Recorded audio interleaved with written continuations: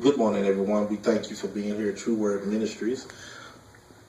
I just want to say that we have to be mindful of all the things that happen in our life. We're going to go to the Word of God this morning, and I'm not going to keep you long. We're going to go to Exodus, the 14th chapter, the 13th and the 14th verse.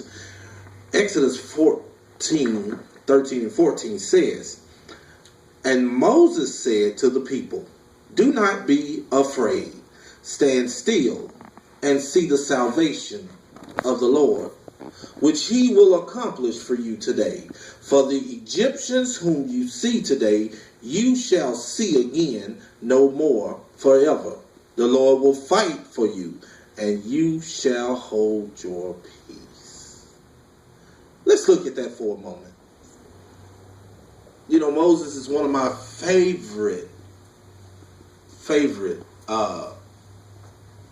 characters in the Bible. And when Moses was cast out and he heard the voice of the Lord and he went back to free and deliver the slaves from Egypt and from Pharaoh, God gave him instructions what to do and how to do it. Even when they got to see the signs and wonders, they still did not believe that it was God. They thought that Moses was trying to had them to try to call him God. But see, here right now, what you see is what Moses was telling the people when they got to the Red Sea. They was at a standstill. They was at a halt because they figured that, oh, you brought us out here to die. We could have been back over there eating melons and honey and honeydews, and we could have been doing this and we could have been doing that. But isn't that the same in our lives where we come to a standstill and we're at our Red Sea? Where we need to cross over but we don't know how to? Where sometimes we get upset, or sometimes we get angry, or sometimes we feel like that there is no other way but the way that we know how to do it. Isn't that time where sometimes we have to hear the voice of God instead of hearing the voice of people, instead of hearing the voice of ourselves? We need to learn how to understand to be still.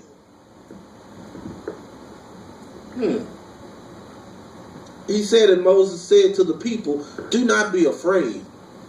In other words, being afraid is what gets us in these bad situations. You know, when a bill is due, we start being afraid that I don't have enough money in my pocket, so the lights are going to get turned off. Or there's some things going on in your marriage and you're afraid sometimes that it's not going to work or things are not going to come together. Or your relationship with your kids, you sit there, you know you're doing the best that you can, but you're afraid that your kids are going to continue to get out of hand and they going to go out there and they going to either the daughter's going to get pregnant at an early age, or the sons are going to get on drugs or sell drugs and get locked up or get killed. We get afraid.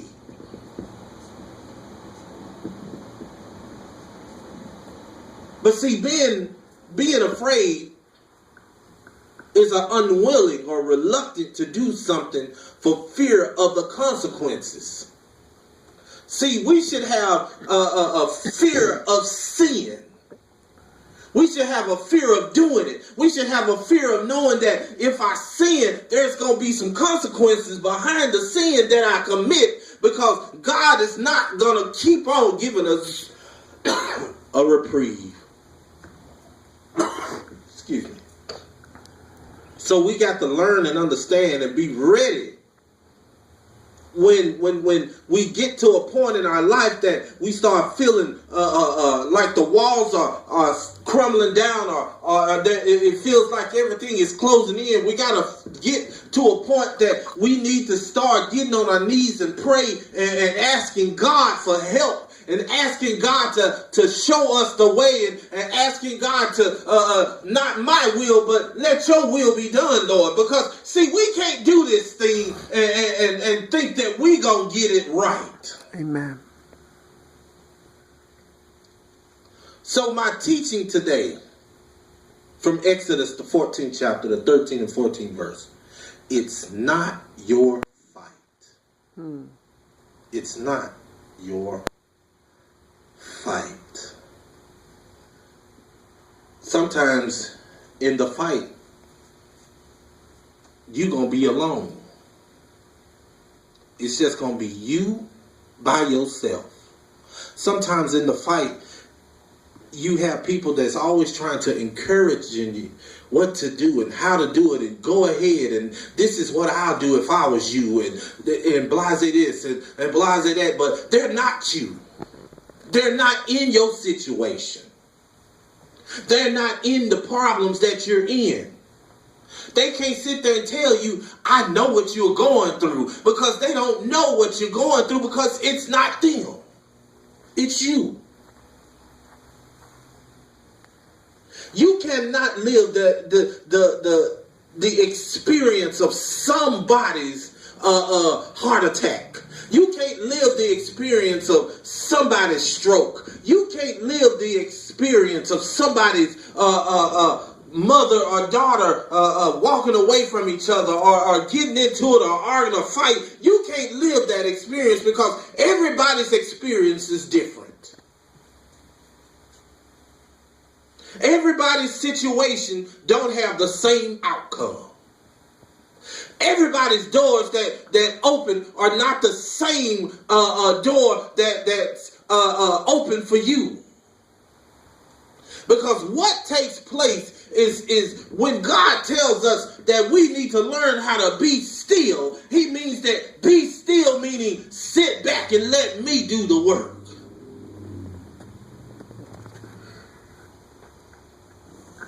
So that's why Moses told the people of Israel, as they had left Egypt and they had crossed over in the desert, and they went on this long journey, he had told them, he said, be still and see the salvation of the Lord. He told them that. He said that if they stand still long enough, he said a state of sensation of movement or action or halt or stop. When God says be still, he means stop. Don't go any further.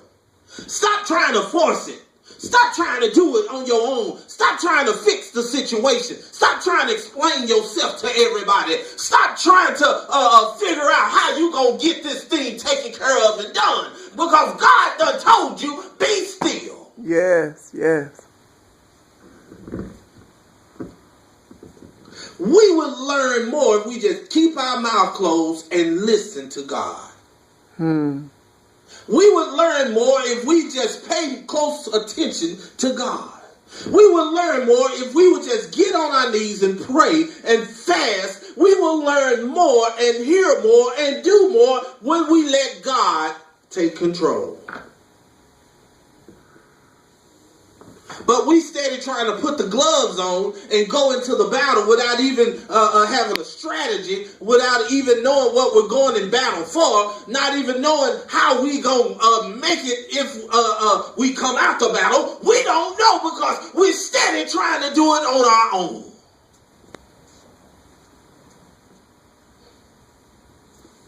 It's not your fight. My. I thought it was my fight.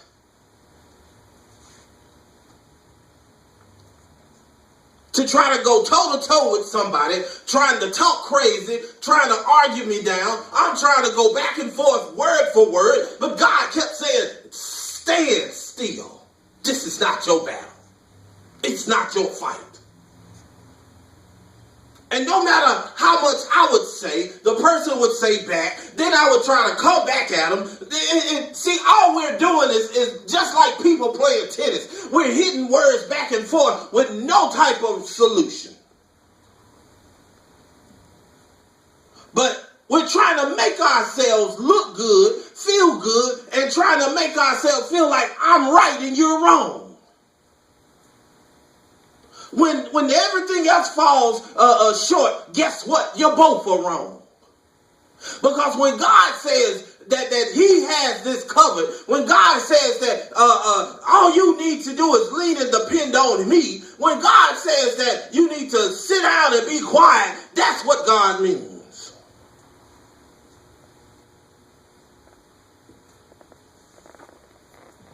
Let's look at this some more. He said, which he will accomplish for you today. But he also talked about, Moses told him, see the salvation.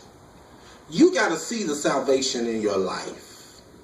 You got to understand that when you enter into the salvation of God and you enter into what God has and you learn how to be still and close your mouth and understand what God is trying to do, there's the salvation of the Lord will start prevailing in your situation, in your life, in your house, in your marriage, with your kids. See, then the salvation, which is a preservation of deliverance from harm, ruin, or loss. See, in other words, in that salvation in your life, you'll have some preservation.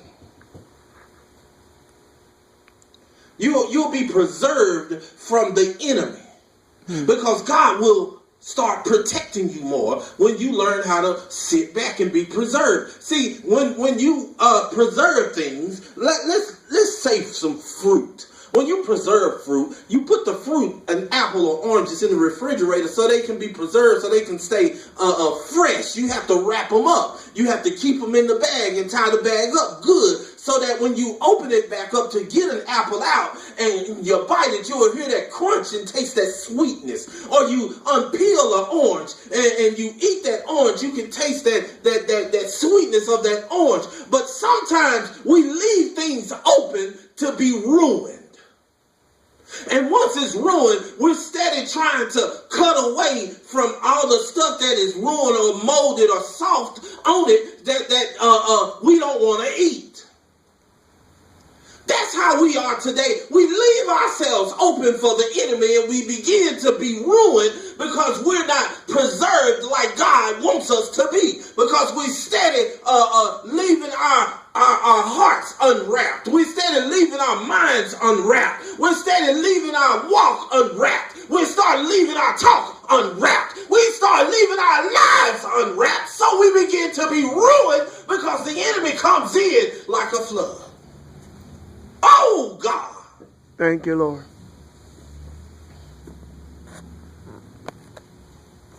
But see, when we learn how to stay in that preservation of deliverance, and when we learn how to give it over to God,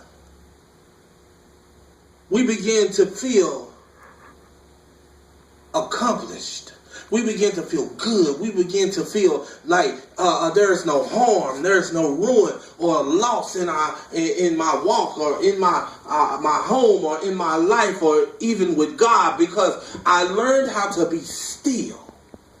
And I learned to see the salvation of the Lord. I learned how to let God fight my battle. I learned how to let God do the things that he needs to do in my life so that I can be a better man, or I can be a better woman, or I can be a better pastor, or I can be a better lay member, or I can be a better disciple for my church, or I can be a better husband for my wife, she can be a better wife for her husband, or you can be a better father, or you can be a better mother, or you can be a better friend to someone in need. Then you'll know how to be still. Because then you'll know that I don't have to go through this alone. I got God on my side. Yes. I don't have to say a word because God is going to take care of it. I don't have to prove nothing to nobody because God told me already that all I have to do is be still and know that he is God. Because it's not your fight, people. Yes. It's not yours to even enter into.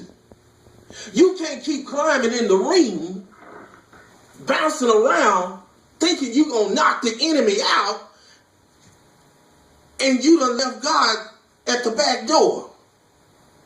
Because, see, God gave us things to go into the battle with. He gave us prayer. He gave us fasting. He gave us worship. He gave us praise.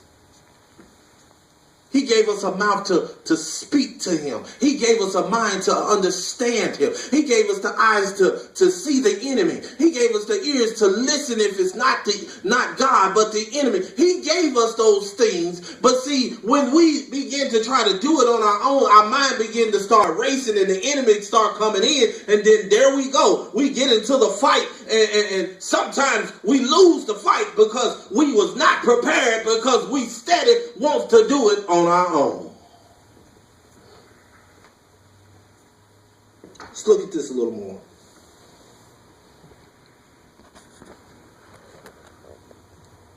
He will accomplish for you today. Accomplish. See, when you be still, let's go back up. When it says, do not be afraid and stand still. When you stand still, you will be accomplished when you let God do it. Yes. It said achieve or completed successfully. See, your situation can be achieved and completed successfully when you let God handle it. Why am I saying all the time when you let God handle it? Because sometimes we don't understand. We are too busy trying to see what everybody else is going to think about us. We worried about how other people's opinions is about us. And you cannot make somebody else happy in your situation. Because your situation is your situation, and the only one that's going to be happy in it is you.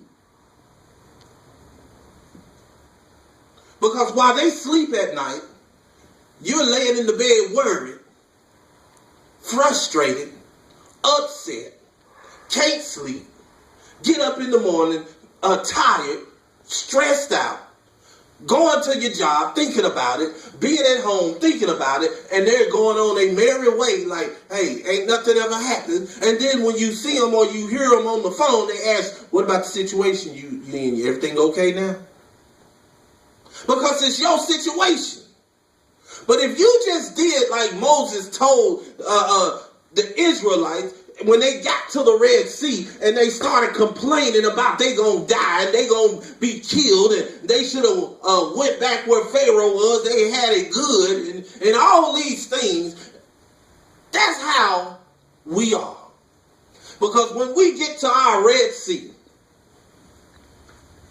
and we see land on the other side and the enemy is coming, we start to panic.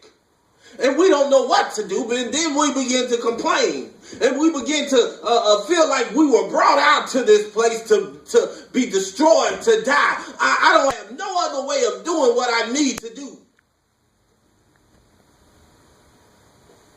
But when you listen and you hear Moses and you hear God from heaven and he say, be still and know the power, see the power, believe the power, then you will understand when that sea was crossed and it started to open up and the children of God was looking as Moses raised his hand up to God and the enemy began to come and they began to look back and he told them to go across. They couldn't believe their eyes and they began to walk across to the other side because the sea was split. That's when you know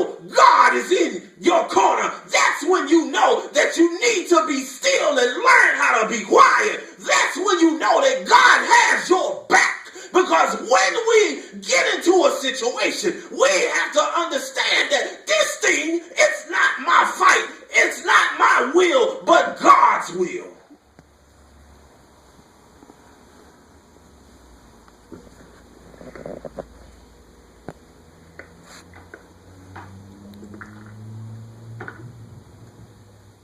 And he told him, for the Egyptians whom you see today, you shall see again no more forever. He said, those that you see today, those enemies, the enemy that kept you in bondage, the enemy that kept you as a slave to your mind and to your thoughts and to your ears and to your heart and to the way you speak, that enemy that kept you bound down,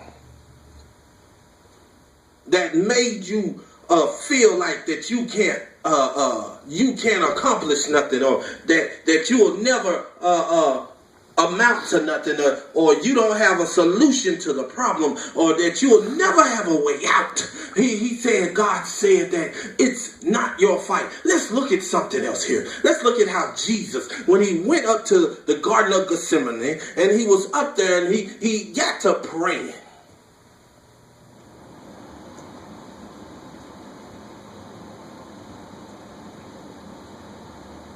He got to pray. And he was so disturbed in his spirit. He said, take this cup from me.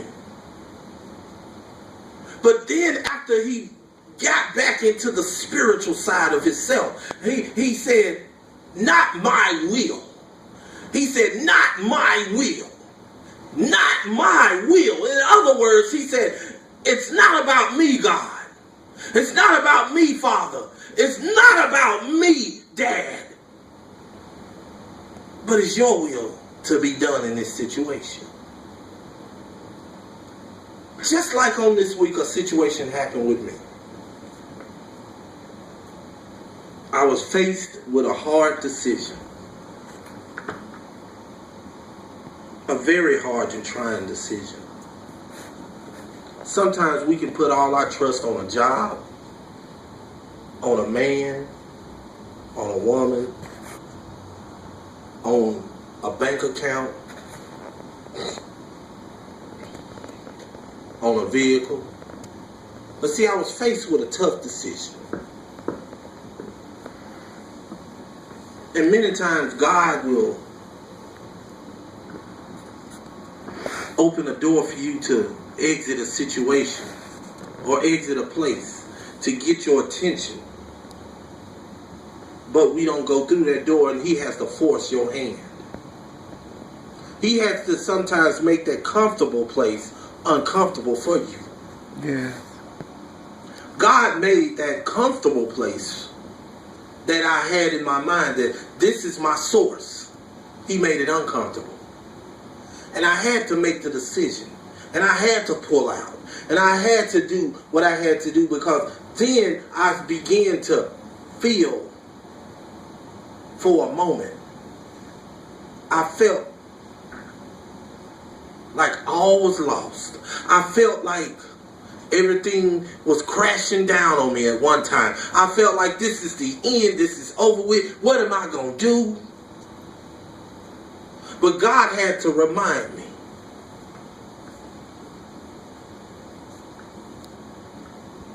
He had to remind me. Who separated the lesser light from the greater light? Who hung the stars in the sky? Who created life here on earth?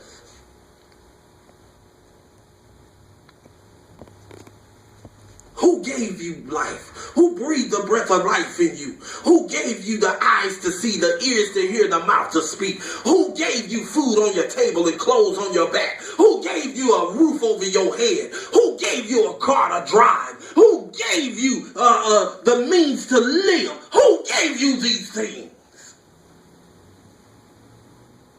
And I had to realize that all those things that was given to me was not given by a job, was not given by a man, but it was given by God. So in other words, I'm telling you, that it wasn't my fight to win. It was God's fight for me. When he took the hedge of protection off and around Job, he was letting Satan know that even though I take this hedge off and around him, it's still not his fight. But what we get into is the faith that we have in God to fight the fight that we know that God is going to do it for us. It's when we understand how to sit back and let God do the work. If we begin to listen and hear and breathe and take a sigh of relief and say, God, I know you got it. Daddy, I know you can handle it. I'm going to sit down and I'm going to shut up and I'm just going to wait on you, God, to do the rest. Yeah. When we learn this simple concept, then you'll know it's not your fight to win.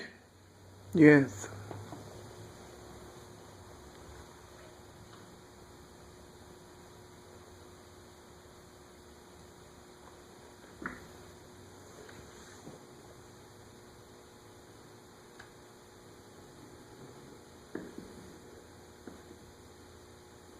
Then it said that the Lord will fight for you. Fight a violent confrontation or a struggle. A violent confrontation or a struggle.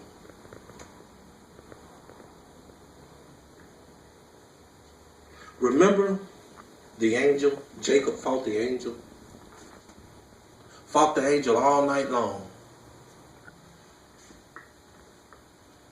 They was in that battle. They was in that confrontation.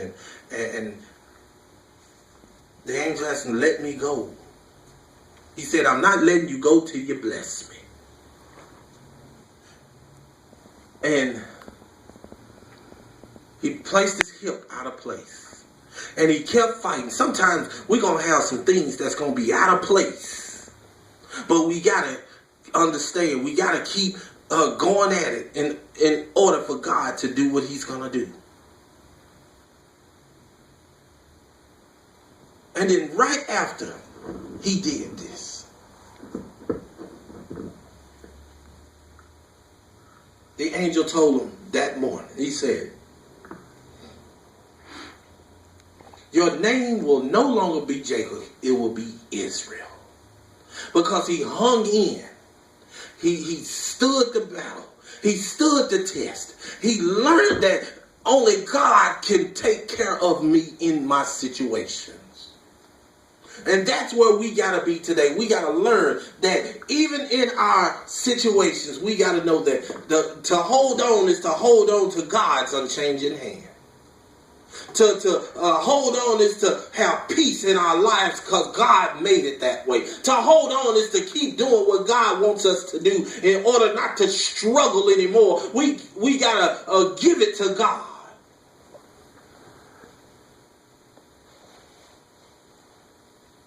So it said the Lord will fight for you and you shall hold your peace. In other words, he said freedom from disturbance. Now we have freedom in our minds from the situations that we're in. We have freedom from the enemy. We have freedom from our struggles. We have freedom from those things that have kept us down for the longest. We have freedom from all these worldly things. Freedom from disturbance, quiet, and peace and tranquility.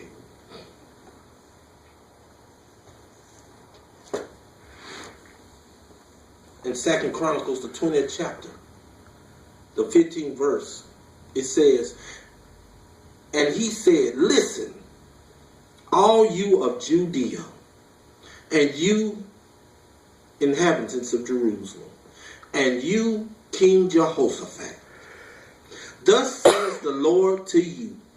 And I love this part as I read it, and it said, and the Lord said to you, do not be afraid nor dismayed. He told them, do not be afraid nor dismayed. See, there's that word afraid again. Afraid, unwilling, or reluctant to do something for fear of the consequence. And he told them, don't be dismayed. Cause someone to feel a distress or consternation. That's where we are right now when we start feeling dismayed. But God told them, don't be dismayed. Don't be afraid. Stop feeling like everything is not working out. Everything is falling apart. He told them right then, do not be afraid nor dismayed because of this great multitude. For the battle is not yours, but God's. Yes.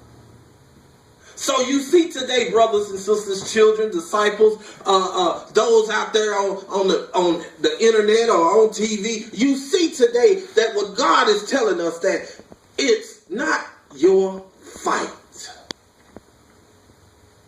Because the battle